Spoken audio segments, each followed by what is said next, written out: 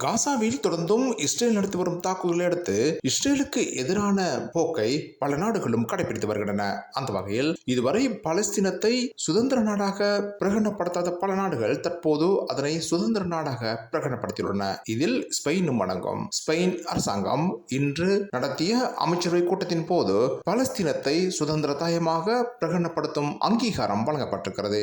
இது தற்போது இஸ்ரேலுக்கு பாதகமான விளைவை ஏற்படுத்தும் என்று தெரிவிக்கப்படுகிறது. இதுவரை காலமும் பலஸ்தீனமும் இஸ்ரேலும் தனித்தனி நாடுகள் என்று சொல்லப்பட்ட போதும் பல நாடுகள் பலஸ்தீனத்தை தனி நாடாக அங்கீகரிக்கவில்லை என்பது குறிப்பிடத்தக்கது.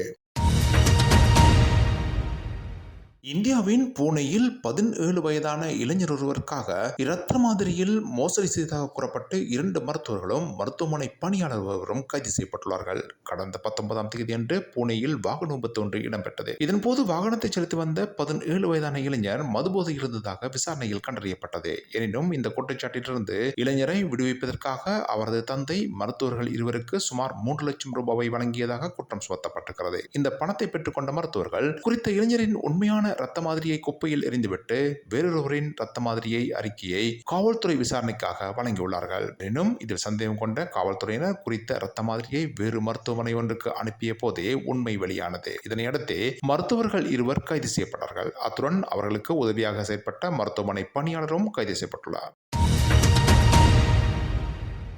இந்திய கிரிக்கெட் அணியின் தலைமை பயிற்சியாளராக மகேந்திர சிங் தோனி நியமிக்கப்பட வேண்டும் என்ற கோஷங்கள் வலுப்பெற்று வருகின்றன. ஏற்கனவே 2025ஆம் ஆண்டு IPLல் மகேந்திர சிங் தோனி மீண்டும் விளையாடுவார் என்று எதிர்பார்க்கின்ற நிலையில் அதற்கான வாய்ப்புகள் குறைவு என்றும் சொல்லப்படுகிறது. என்றாலும் கூட கிரிக்கெட்டுடன் சம்பந்தப்பட்டவர்கள் இந்தியர் ஒருவரே இந்திய கிரிக்கெட் அணிக்கு தலைமை பயிற்சியாளராக வர வேண்டும் என்பதில் ஆர்வம் கொண்டிருக்கின்றனர். அந்த வகையில் கௌதம் கம்பீரும் அந்த பதவிக்கு பரிந்துரை செய்யப்பட்டிருக்கிறார் என்ற தகவல் வெளியாகிறது. இந்த நிலையிலேயே கௌதம் கம்பீரை விட மகேந்திர சிங் தோனியே இந்த பதவிக்கு பொருத்தமானவராக இருப்பார் என்று இந்திய கிரிக்கெட் அணிக்கு நெருக்கமானவர்கள் தெரிவித்துள்ளனர்.